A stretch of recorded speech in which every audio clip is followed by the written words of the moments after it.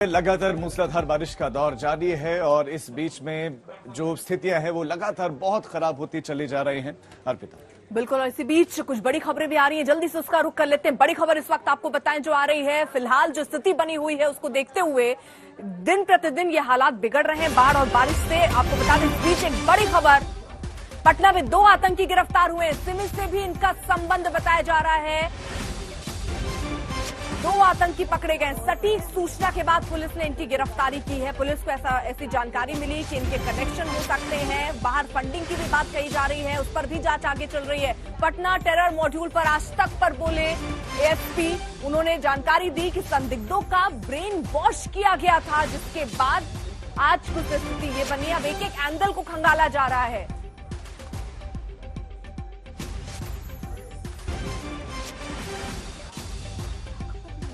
प्रधानमंत्री नरेंद्र मोदी की पटना यात्रा से ठीक एक दिन पहले पटना के फुलवारी शरीफ में 2 आतंकवादी गिरफ्तार किए गए हैं।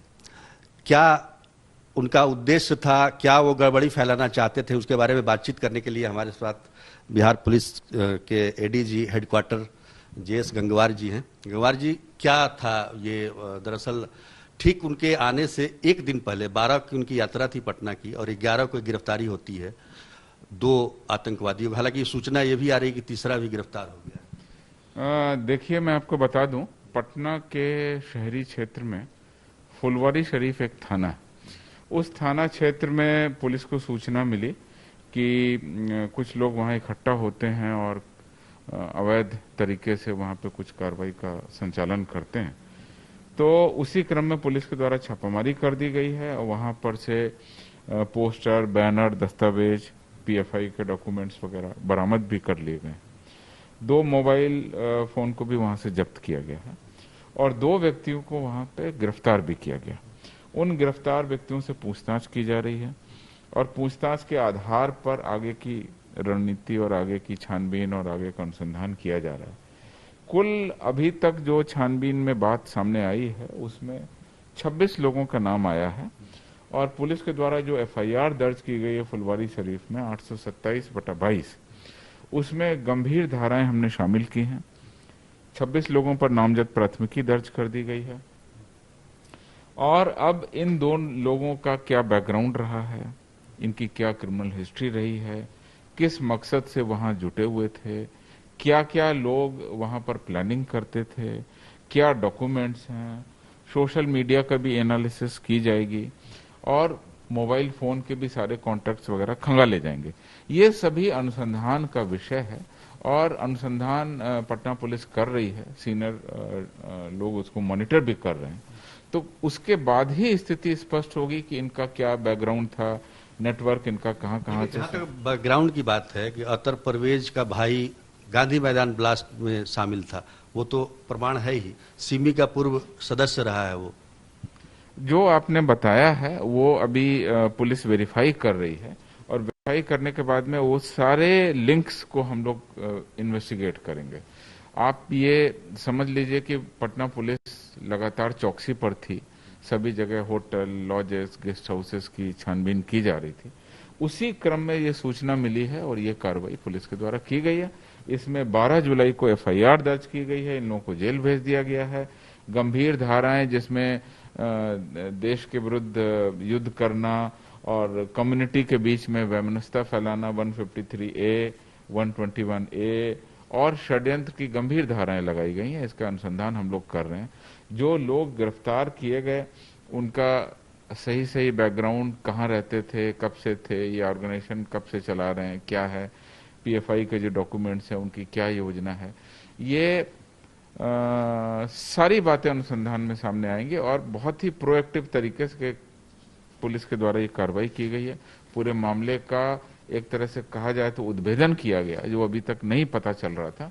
और अब जब 26 लोगों पर एफआईआर हो गई है तो बाकी लोगों से भी पूछताछ होगी, उनको डिटेन किया जाएगा, उनको गिरफ्तार किया जाएगा और उसके बाद जब एक कड़ी से दूसरी कड़ी जुड़ेगी तो सारे मामले सामने आ जाएंगे। क्या आप बता सकते हैं कि प्रधानमंत्री की यात्रा से इसका कोई संबंध था? क्या उन पर उनके कार्यक्रम में कोई गड़बड़ी करने की कोई योजना थी?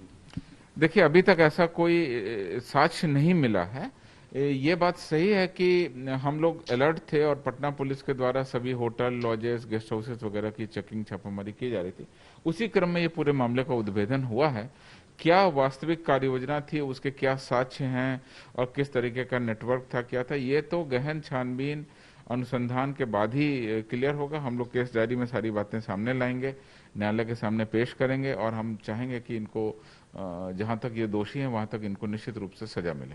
पीआईएफ से गहरा संबंध है इनका, ये सबूत तो मिले हैं। जो दस्तावेज मिले हैं वो इस तरह का इंडिकेशन कर रहे हैं कि पीएफआई से इनके लिंक हैं, वो दस्तावेज मिले हैं और बहुत सारी चीजें हैं जो अनुसंधान के अभी दायरे में हैं।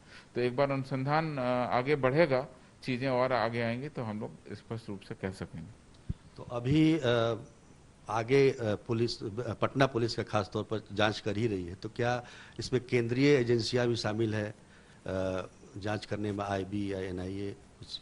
जो पटना पुलिस की कार्रवाई है वो एप्रोप्रिएट लेवल पर बाकी एजेंसीज को शेयर कर दी गई है और उसके आधार पे जो उनके इनपुट आएंगे और जो उनका जो हमारे पास में डेटाबेस शेयर होगा, उसके बाद में हम लोग अनुसंधान आगे बढ़ाएंगे और उसके बाद सारी बातें हम लोग एविडेंस के बेस पे सामने लाएंगे। एनआईए वगैरह का कोई अभी इनपुट? देखिए, एनआईए, जहां तक एनआईए की बात है, वो एक अलग केंद्रीय एजेंसी है और वो अपने आप कांड का अनुसंधान अपने हाथ में ले सकती है। तो अभी तक तो पटना पुलिस का अनुसंधान चल रहा है। पटना पुलिस की टीम के द्वारा इस पर कार्रवाई की गई है। 26 लोगों पर एफआईआर दर्ज करके एक तरह से कानूनी हमने शुरू कर दी है। अब जांच शुरू कर दी है, अनुसंधान शुरू कर दिया। अब आगे जो बात आएगी वो हम आपसे शेयर करेंगे। कब से चल रहा था, इसकी कोई जानकारी?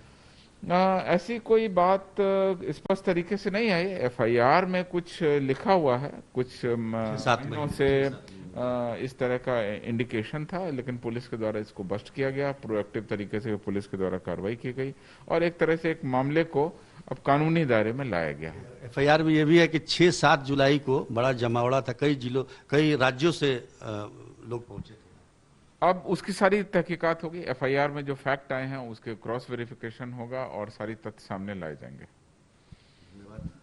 तो पीएफआई से संबंध है ये तो साबित होता है, जो दस्तावेज मिले हैं उनके ठिकानों से। पटना पुलिस अभी जांच कर रही है, बहुत कुछ अभी और इसमें मामले सामने आएंगे। हमें इंतजार करना होगा कि पटना पुलिस और तमाम जो एजेंसियां हैं जो जांच कर रही हैं वो इस कड़ी को कहां तक जोड़ पाती हैं। कैमरामैन दीपक कुमार के साथ सुजीत कुमार झा, पटना, आज तक।